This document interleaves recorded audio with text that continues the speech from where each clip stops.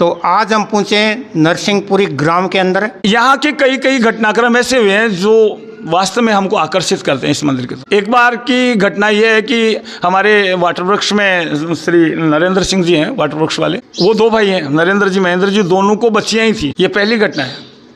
तो बच्चियाँ थी तो यहाँ वो एक जब आते मंदिर में तो भाभी साहब आए तो कहा बना चारों तरफ मैंने डॉक्टरों से सबसे इलाज ले लिया, मुझे कोई फ़ायदा नहीं हो रहा है। मैं जब भी जो सोचती हूँ डॉक्टरों ने कह दिया अब की बार लड़का होगा और फिर भी लड़की हो जाती है, तो कोई ऐसा उपाय है। मैंने कहा हमको इस दरबार में आओ और एकादशी ये जो अपना कार्तिका स्नान है उसमें आप षष्ठी देवी के पाठ करो, आपके घर में बाल गोपाल दोनों रूप में खेलने के लिए आएंगे। संयोग ऐसा हुआ कि उनके पहले महेंद्र सिंह जी के लड़का हुआ, उसका नाम उन्होंने दाऊ रख दिया क्योंकि बलदाऊद, और फिर उनके लड़का हुआ तो उसका नाम कृष्ण रख लिया, और उसके बाद में जो है ये धीरे धीरे अपना असर दिखाने लगा। तो आज ये है राधा कृष्ण जी का मंदिर, यहाँ का आप देख सकते हो। और ये मंदिर है 232 साल पुराना है।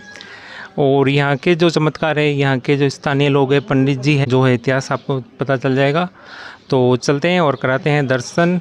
ऐसे प्राचीन मंदिर का आपको हमारे वीडियो के अंदर मिलेंगे। तो चैनल को ज़्यादा से सब्सक्राइब कर लीजिए, जैसे वीडियो हमारे चैनल पे आते रहते हैं।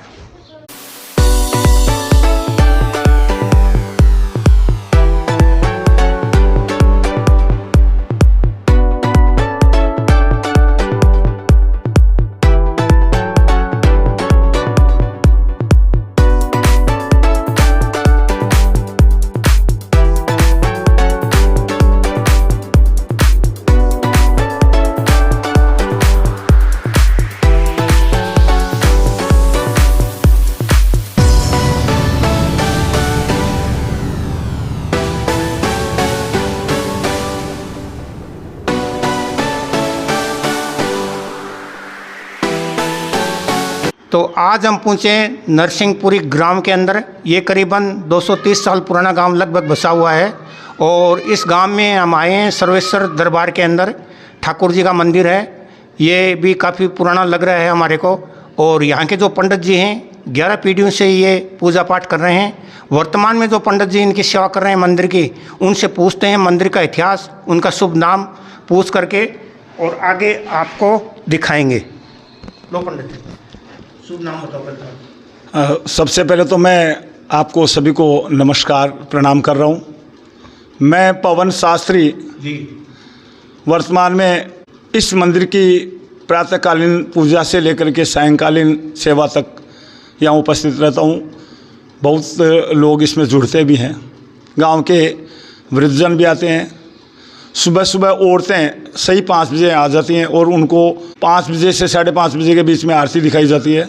यहाँ पर जितने भी कार्य जो होते हैं आरती इत्यादि के, तो सबसे पहले यहाँ माइक के द्वारा जागृति, जिसमें कभी कथा है, कभी कोई प्रसंग है, कभी भजन है इत्यादि, जिनसे कि गांव के लोग आराम से समय पर उठ जाएं। और उठने के बाद में ये सारी व्यवस्थाएं अपनी अपनी करने लग जाते हैं। दर्शन के लिए सुबह सुबह महिलाएं यहाँ पधार जाती हैं और भजनों के साथ वो अपना दैनिक कार्य क्रियाक्रम करती हैं।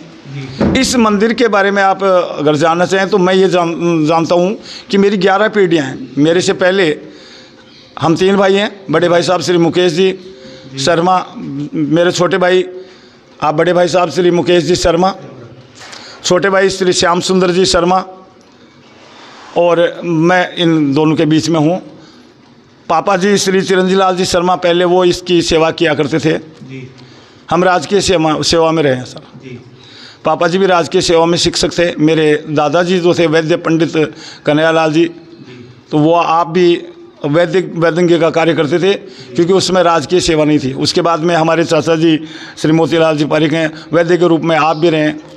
इस मंदिर के लिए जितना भी कार्य होता आ रहा है, कहते हैं कि शीतलदास जी महाराज यहाँ से यात्रा अपने छापोली तक करते थे, तो ये जो स्थान था उनके लिए बीच में पड़ता था। और जब भी आते तो इस जगह आकर के वो विश्राम करते, जो सामने बनी हुई है, जिसको शीतल मड्डी कहते हैं, शीतलदास जी की चबूतरी कहते हैं। फिर वो क्या है, यहाँ से वहाँ शीतलदास जी के जो भी कार्यक्रम होते थे, भंडारा इत्यादि होता था, उसमें चारों तरफ से अनाज जो इकट्ठा उगरी जाता, तो उनके सामने समस्याएं होती थी कि यार इतनी दूर सामान कैसे लेके जाएं। तो गांव के जो हमारे पहले के जो बुजुर्ग थे, उनसे उन्होंने कहा कि भाई यहाँ मैं एक चिठिया गाड़ता हूँ, उनके पास चिट्ठी आता हूँ, उसको गाड़ता हूँ कि यहाँ से आज से आप ये समझें कि आपका शीतलदास जी का स्थान ये है और इसी के ऊपर आपको मंदिर की स्थापना करनी है। सबसे पहले उन्होंने शालिग्राम की मूर्तियाँ रखी, फिर कहते हैं कि ये जो बीच में छोटी मूर्ति रखी हुई है बाल गोपाल की, मंदिर की तरफ जो बाल गोपाल की मूर्ति रखी हुई है, ये मूर्ति इसी की पूजा होती रहती थी। ये पूजा होते होते काफ़ी समय तक पहले हमारे दादाजी इत्यादि ये सारी सेवा भी भावी थे। कुआं नीचे ही था जिसमें पानी निकलता था और वो पानी भर करके लोगों को पानी पिलाना सारा कार्य करते थे। तो बाबा जी बड़े प्रसन्न हुए और गायों के भक्त थे, वो गौ सेवक थे एक प्रकार से हमारी इस एरिया के अंदर। शीतलदास जी जब भी आते तो गायों के लिए कहते कि भाई यहाँ पानी की व्यवस्था करो, यहाँ ये व्यवस्था करो, ये करो। और हमारे जो इस गांव का नाम भी नरसिंहपुरी है, पहले इसको भूमिया की ढाणी के नाम से भी जानते थे, क्योंकि यहाँ के जो जितने भी क्षत्रिय हैं वो ग्वाला से आने के बाद में भूमिपति ही रहे। तो स्वयंभू होने के कारण इस गांव का नाम भूमिया की ढाणी भी रखा गया। और यहाँ के जो योद्धा थे पहले वाले, वो अपने प्राणों की आहुति देने में भी घबराने वाले नहीं थे, इसलिए फिर भी इसको भूमिया की ढाणी के नाम से ही जानते थे। धीरे धीरे विकास होता रहा।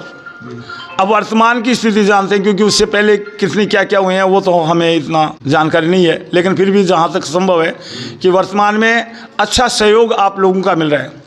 हमारे पारिक परिवार से हमें इतना सहयोग मिल रहा है जिसके बारे में हम सोच भी नहीं सकते। श्रीमान आप प्रमोद जी पारिक हैं, जो हमारे इस पारिक परिवार के वरिष्ठ सदस्य हैं, जिनके द्वारा इस मंदिर प्रांगण में जिन गद्दों पे अपन बैठे हैं, जो भगवान के सामने झांकियाँ सजी हुई हैं, जो ड्रेस इत्यादि पहने हुए हैं, जो ये बक्सा रखा है, ये कुर्सियाँ रखी हैं, ये इधर कूलर रखे हुए हैं, कूलर भी हैं, ऊपर बहुत तेज़ आवाज़ में चलने वाले माइक इत्यादि हैं। पूरी छत भी अभी डलवाई है इन्होंने। हमारे भाई साहब भी हैं, भंवर सिंह जी पलाड़ा, हमारे गांव के दामाद हैं। जो सुशील कंवर पलाड़ा जो है वो भी एक बार यहाँ मैं आरती कर रहा था सुबह, भाई साहब आए, मेरे से कहा कि भाई साहब मम को, भाई साहब लेट हो गए, आरती तो हो चुकी है। तो कहा कि क्या है मम को, मैंने तो माइक चला दिया, क्या तो हमको सुना ही नहीं।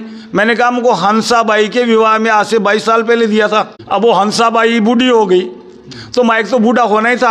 आप अभी युवा हो, आप अच्छा माइक लगवा दो। उन्होंने घर पे ये नहीं कहा कि मुझे माइक लगवाना है, उन्होंने कहा बाजो लगवाना है। अब बाजा में क्या क्या आता है क्या नहीं आता है वो जाने, लेकिन बाजा। और मेरे को कहा कि आप जाओ, मैं और मेरे बड़े भाई साहब श्री मुकेश जी और मैं और उनके भाई छोटे रोशन सिंह जी, हम तीनों आज सीकर गए और सीकर से हमने पूरा एक ये साउंड लिया।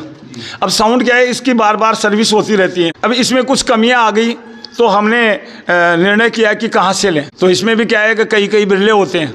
और हमारे सुभाष जी हैं जो हमारे इस पारिक परिवार के हैं, इन्होंने अपनी भाभी जी से कहा, बड़े भाभी जी हैं जो हमारे इनके बड़े भाई साहब हैं बाबूलाल जी, वो तो एक्सपायर्ड हो गए, और वो जो बॉम्बे रहते हैं, पुणे रहते थे उस समय।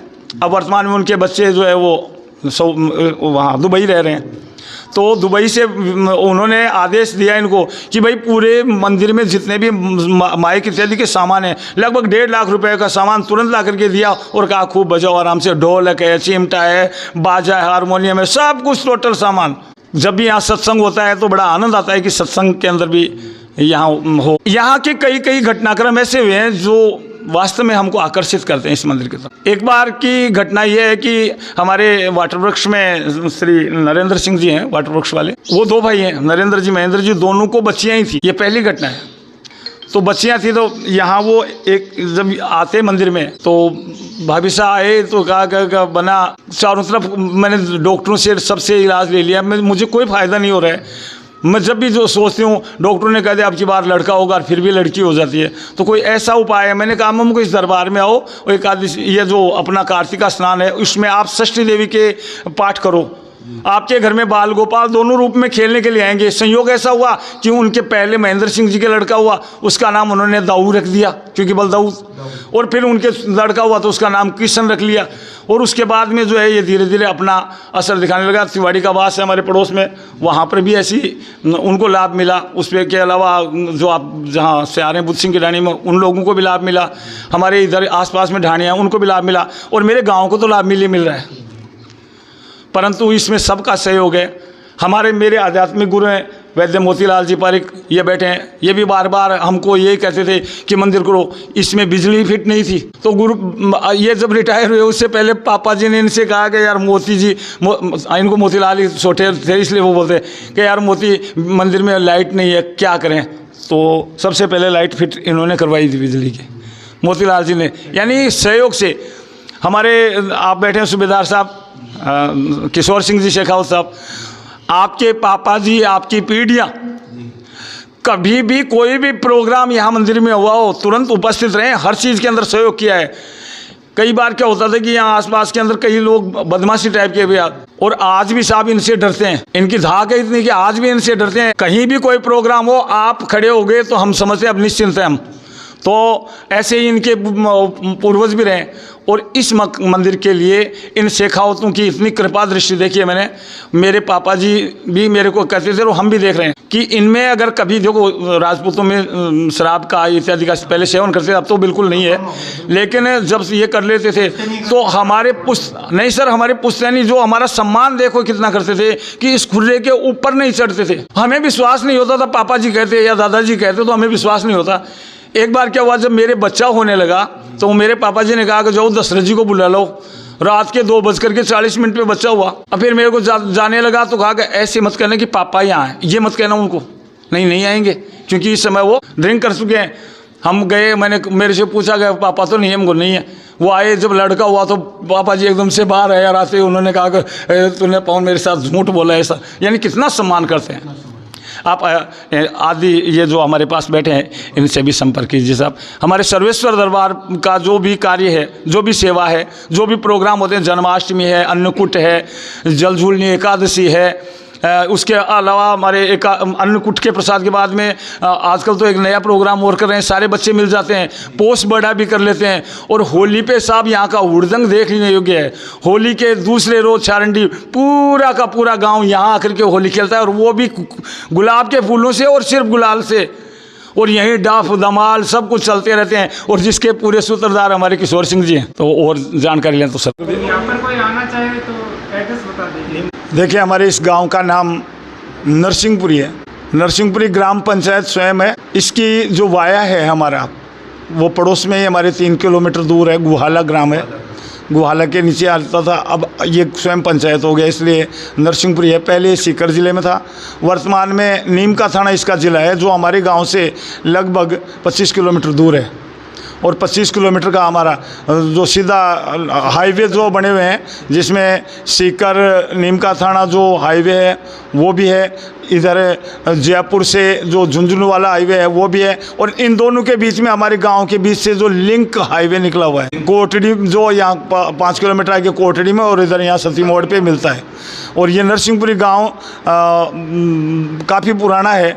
हमें तो याद है कि जब हमारे दादाजी गोपीनाथ जी पारिक, हरिनारायण जी पारिक, बंशीधर जी, या हमारे राणा जी थे सूरजमल जी राणा, मालीराम जी राणा, और हमारे ताऊ जी थे मदन लाल जी शर्मा, मेरे पापा जी, और प्रहलाद सिंह जी शेखावत जो सती जी के कुल में थे। इनके पापा जगदीश सिंह जी शेखावत, सुरेंद्र सिंह जी के पापा हैं जगदीश सिंह जी शेखावत, अच्छे गायक कलाकार थे, भागीरथ सिंह जी इत्यादि। वो यहाँ बैठ कर जब भजन गाते थे रात को, तो मैं कहता हूँ कि लोगों का मन नहीं करता था कि हम बाहर जाएं।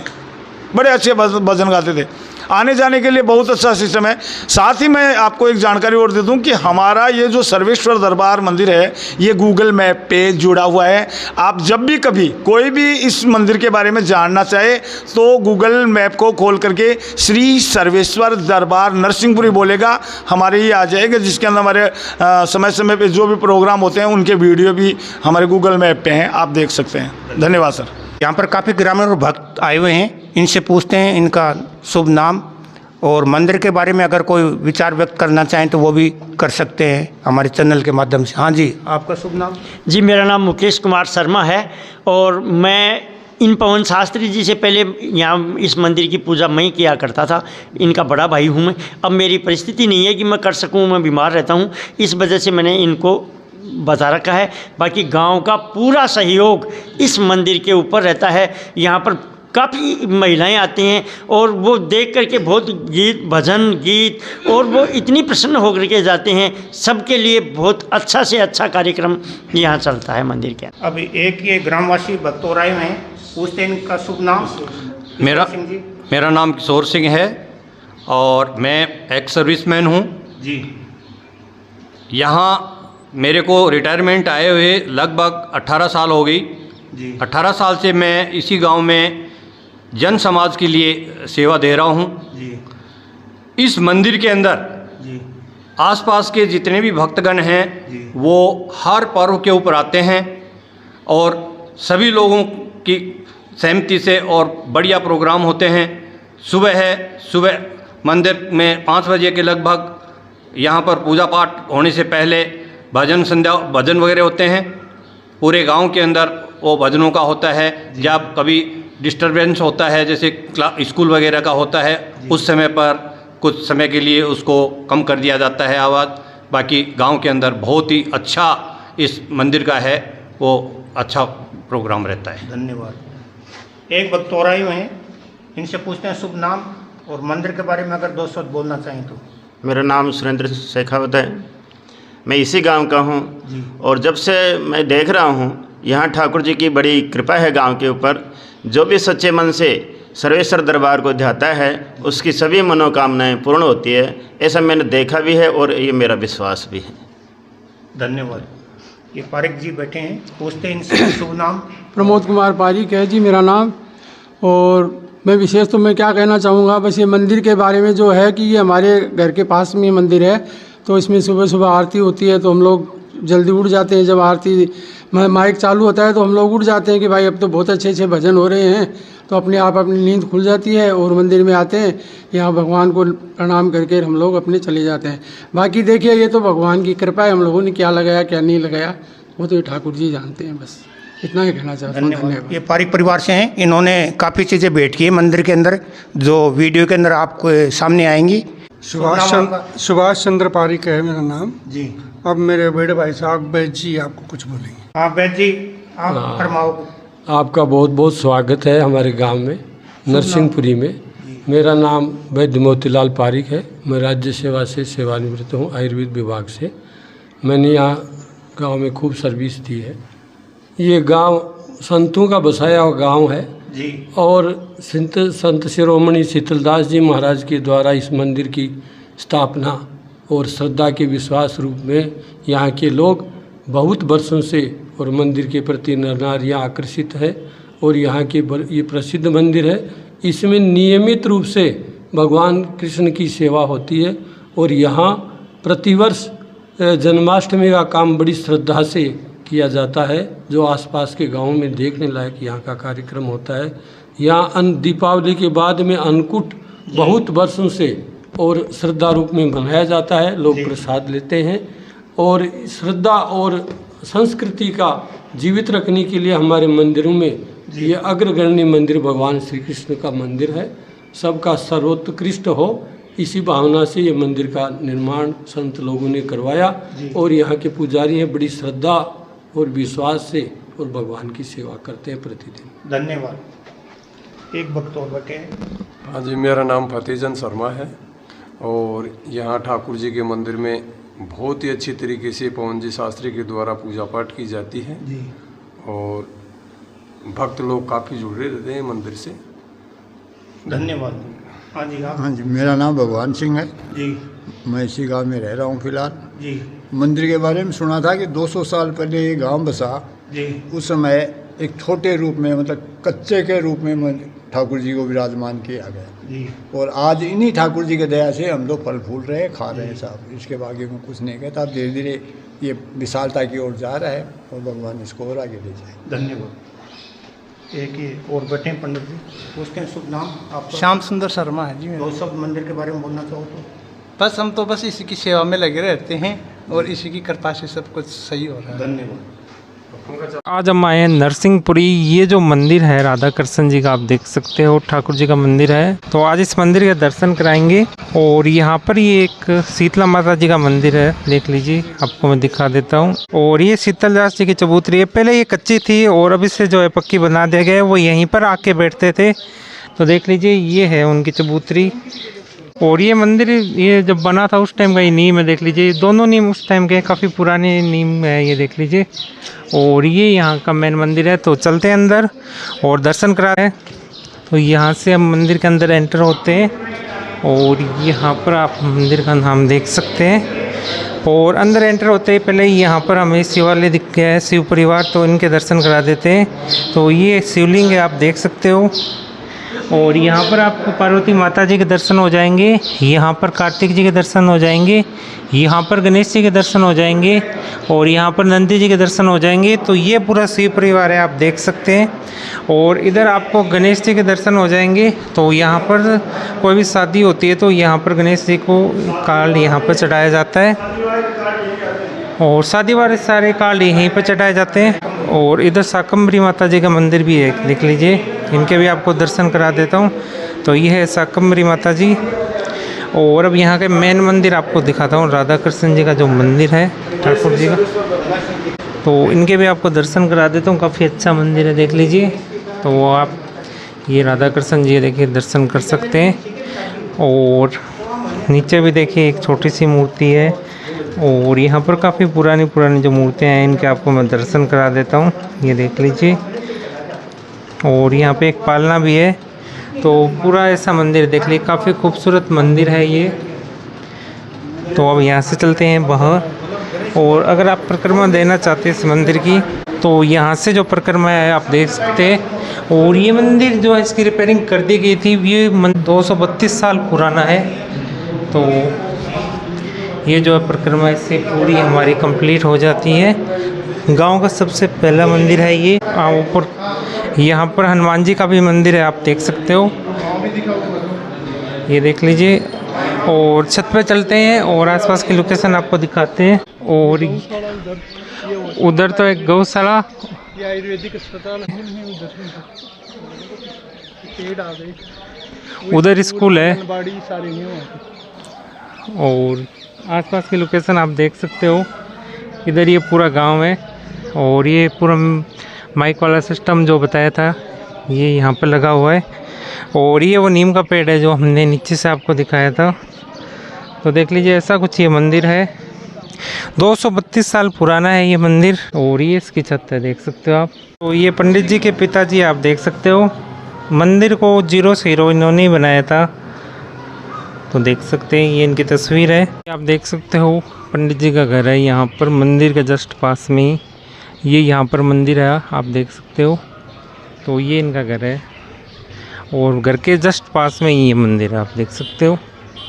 देख सकते हो महिला यहाँ पर भजन गाने के लिए आ रही है। सावन के महीने, पूरे महीने के अंदर यहाँ पर भजन जो है गाए जाते हैं। तो एक महीने पूरे यहाँ पर जो है भजन गाया जाता है। लेडीज़ जो जाते हैं भजन गाने के लिए, तो इनका नाम वगैरह पूछते हैं। जी आपका शुभ नाम? आपका शुभ नाम? मेरा नाम संतोष है, संतोष शर्मा। अच्छा, तो रोज आते हैं यहाँ पर? रोज आते हैं हम, तो 3-4 बार आते हैं दिन में। जी आपका शुभ नाम? ललिता। रोज आते हो भजन गाने? हाँ जी, हम तो 3-4। जी आपका शुभ नाम? मेरा नाम मंजू शर्मा। रोज आते हैं? हाँ, रोज नाम पूछते हैं। जी आपका शुभ नाम? सरला जांगिड़। रोज आते मंदिर में? है? रोज आते मंदिर? रोज आते हैं, सावन भजन करते हैं, बैसाख में भी करते हैं, सावन में भी करते हैं, कार्तिक में। जी आपका शुभ नाम? सलाब कमर बोलते हैं। सलाब कमर है क्या? हाँ। ये पंडित जी के लड़के आए, इनसे नाम पूछते हैं। जी आपका शुभ नाम? सर मेरा नाम अंकित शर्मा है। जय श्री कृष्णा। मेरा नाम शेखर शर्मा है। जी धन्यवाद। राधा कृष्ण जी के मंदिर के पास में ही एक काफ़ी प्राचीन शिव मंदिर भी है, तो इनके भी आपको दर्शन करा देते हैं। तो यहाँ पर आपको हनुमान जी के दर्शन हो जाएंगे। पहले हनुमान जी के दर्शन कराते थे। और ये पीपल भी इतना ही पुराना है, ये देख सकते हो आप। मंदिर के बारे में सब लिखा हुआ है, आप देख सकते हो। और अब चलते हैं अंदर, और अंदर आपको दिखाते हैं शिव परिवार। ये सिद्ध धाम है यहाँ का। तो आप देख सकते हो यहाँ पर जो शिवलिंग है ये काफ़ी छोटा है, काफ़ी कम मंदिरों में जो है ऐसा शिवलिंग हमें मिलता है, आप देख सकते हो। और यहाँ पर पार्वती माता जी की मूर्ति है और यहाँ पर गणेश जी की है और यहाँ पर जो है ये कलश आप देख सकते हो जो कि शिवलिंग पर जल अभिषेक होता रहता है। तो ये भी काफ़ी प्राचीन मंदिर है, कितना प्राचीन है वो तो आपने देख लिया। और यहाँ पर जो है शिव शंकर भोलेनाथ की एक जो है मूर्ति बनाई हुई दीवार के अंदर आप देख सकते हो और एक यहाँ पर शिव शंकर भोलेनाथ जी की मूर्ति रखी हुई है। यहाँ पर हनुमान जी और गणेश जी की मूर्ति रखी हुई है। तो ये मंदिर भी प्राचीन मंदिर है और जो राधा कृष्ण जी का मंदिर बताया उसके पास का ही है। आप देख सकते हो बेल पत्थर, ये शिवालय के कितना बड़ा पेड़ है, इतना पेड़ मैंने तो कभी नहीं देखा। और ये शिव जी का यहाँ पर ही मंदिर आप देख सकते हो, इनके पास में ही है ये और काफ़ी प्राचीन है ये। यहाँ से मैं आपको दिखा देता हूँ, ये देख सकते हो आप। और काफ़ी प्राचीन जो है ये बेल पत्थर है। ये शिवालय भी बहुत प्राचीन है यहाँ पर और बिल्कुल जस्ट मंदिर के पास में है। और इसके बारे में वैद्य जी से पूछते हैं। वैद्य जी ने इस मंदिर के जितना निर्माण वगैरह करवाया है, जीर्णोद्धार कराया है इस मंदिर का, तो वैद्य जी से पूछते हैं। हाँ, ये मंदिर बहुत प्राचीन मंदिर है जी। और यहाँ के गणपत लाल जी सेठ, सुहालाल जी सेठ ने इसका निर्माण करवाया था जी। और यहीं इनका अस्पताल बनाया हुआ है। और ये बहुत गांव के प्रति और गांव में श्रद्धा, यहाँ के लोग श्रद्धा सावन के महीने में यहाँ पूजा करते हैं। बहुत सिद्ध स्थान है, ये अपने आप में एक सिद्ध स्थान है। यहाँ अच्छे अच्छे पंडितों द्वारा भगवान का भजन किया जाता है और मूर्ति प्राण प्रतिष्ठा और ये सब विधि विधान से किया गया है प्राचीन। और श्रावण में यहाँ बहुत भगवान का अभिषेक हो रहा है। धन्यवाद। तो गाइस ये था राधा कृष्ण जी का मंदिर। तो यहाँ का जो भी चमत्कार है वो आपको हमने बता दिया, यहाँ की जो भी स्टोरी है, यहाँ के स्थानीय लोग जो पंडित जी है उनसे बता दिए। ये मंदिर 232 साल पुराना है और यहाँ के चमत्कार भी आपको बता दिए। तो इस वीडियो में इतना है, मिलते हैं किसी और वीडियो के अंदर। वीडियो देखने के लिए धन्यवाद। चैनल को ज़्यादा से सब्सक्राइब कर लीजिए।